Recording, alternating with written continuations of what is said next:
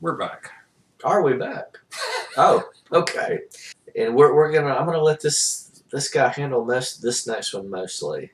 I think the next number one song is "Dreams" by Fleetwood Mac.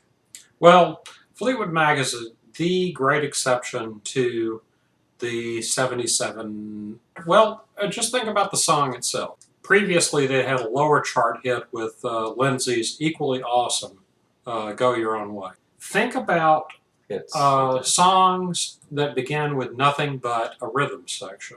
You know, you got U2 with or without you, and then not much else. It was just totally unique in terms of a sound on the radio. And then all those pillow soft vocals roll in. Fleetwood Mac was the exception to everything that was happening in 77. You know, Stevie and others are equally great artists from that year, but that album is a singular event. It dominated the year before Saturday Night Fever dominated the next year. Yeah. And the year before it was Frampton Comes Alive, I think. So you can listen to that album from one end to the other, even where they do the rearranged version where Silver Springs is at the end of side one and Christine's Songbird is at the end of side two. It was at least mine, it was my first really adult rock and roll album. I don't remember the circumstances, but I seem to remember having bought Rumors about right when it came out. Yeah, because I had the previous. This is before I was delving into the early blues Fleetwood Mac stuff, of course.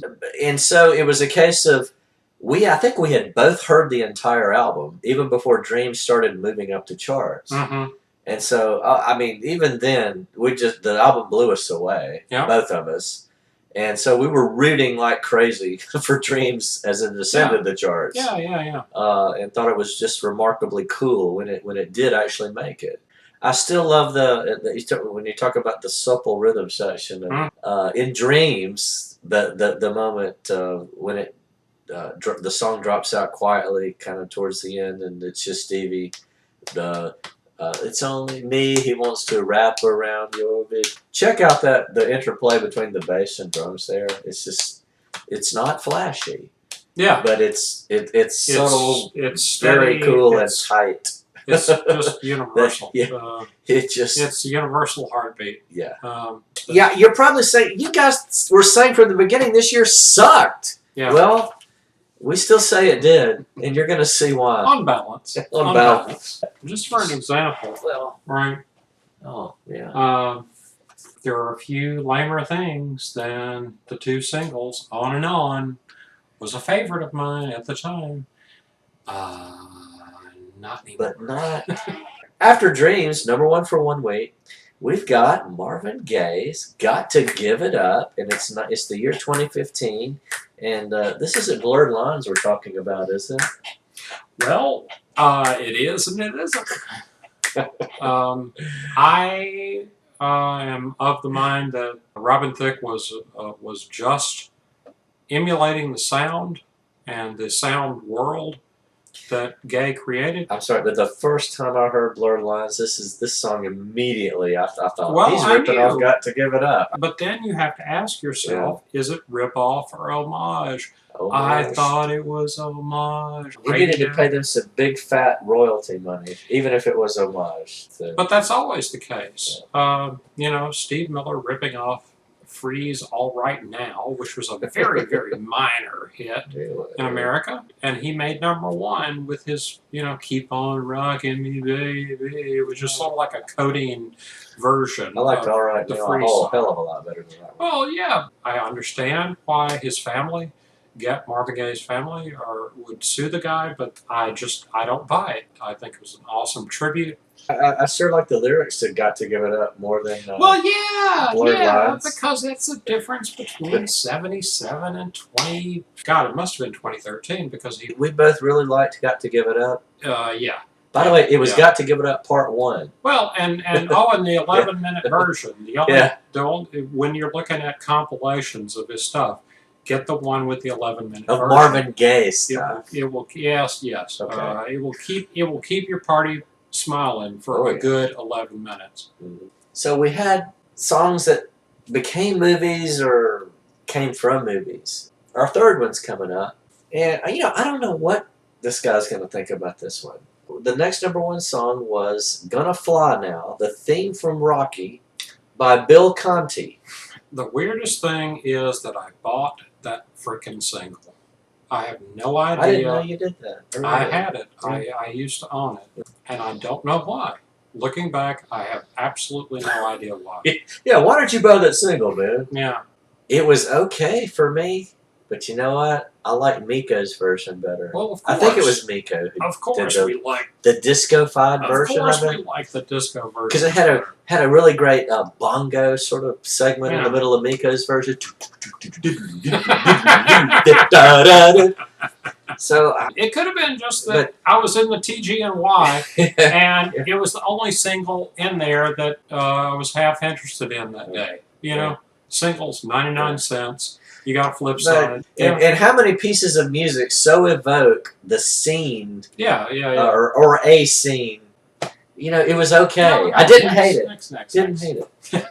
I'm not shitting you right now. Get this motherfucker out. When I said that this was the worst year for number one songs ever, I would say, I'm going to tell you something right now.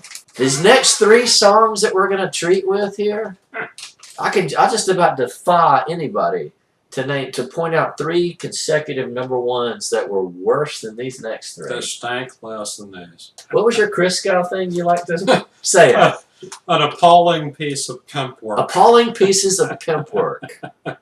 The next number one song. Burp. Come on, let it out. Let it out, dude. I'm sorry. It's just, people, it's bad. Undercover Angel by Alan O'Day. Oh, God. Yeah, this one is hard to figure. I'm going to be right back. This one is hard to figure on a lot of levels. Because honestly, it's a bad novelty song about masturbation. It would have made perfect sense in 1973-74. But it is impossible to see how it managed to reach number one. I'm not even sure that Paola could have gotten this piece of cheese to the top of the charts in that time. Say what? Say ooh-wee. Say all right. Say love me, love me, love me. Stop. I couldn't. If you put a gun to my head, hum, sing, whatever, not that I'd ever want to, any of the verses of that song. Yeah. But that chorus. Yeah. Undercover Angel. Help me. Midnight Fantasy. I've never had rain that makes sweet love to me. A song that was a number one hit and that no one ever really, really wants to hear again. I would really bet that it's even a rarity. You mean nobody's ever done a cover version of Undercover Angel? Well, even Megadeath, Motorhead, nobody. That would be pretty cool, actually. I would totally love to hear Megadeath do Undercover Angel. Marilyn Manson. It was just junk. They shouldn't let stuff like that be number one. Well, what I'm guessing is that whatever junk is following this is less awful. Yeah, so give me number two. How about Da Do Ron Ron by Shaun Cassidy? But see, now here's where 77, the year of the bland, comes in. Because we have almost nothing to say about a teen TV idol's 77. I don't even know which Hardy Boy he was. He was a Hardy Boy. Who was the original? Oh, the Crystals. We knew it was an old song because Casey told us it was an old song. Yeah. But we hadn't heard the old song. Yeah. We hadn't heard all those awesome, girl groups from the 60s. Yeah. Even if we had been very, very familiar with the Crystals' original version, we would have still thought this was a lame-ass piece of crap. It was just lame. It was David's soul. It was like, Shaun, you're hot. Yeah, you got a hot series. Just You know, The chicks dig you, put out an album. Pump it full of air. What are we gonna put on the album? I don't know. Put some covers on it. I don't know. Well, And you know what pisses me off is that really pisses me off. The first girl that I ever French kissed, she had a crush on Shaun Cassidy, and you know why she had a crush on Shaun Cassidy? Because she thought he had a really cute butt, and I had no butt then, and I still don't have a butt. I have even less of a butt now. And so, you know, okay. I hope she met him, and I hope she married his butt. So, I mean, you know. That's a pretty sad story. It is a sad story. Next. Okay, enough of in the that. Barf Bag series. Looks Like We Made It by Barry Manilow. And, of course, the twist of the song is, oh, no, you haven't made it.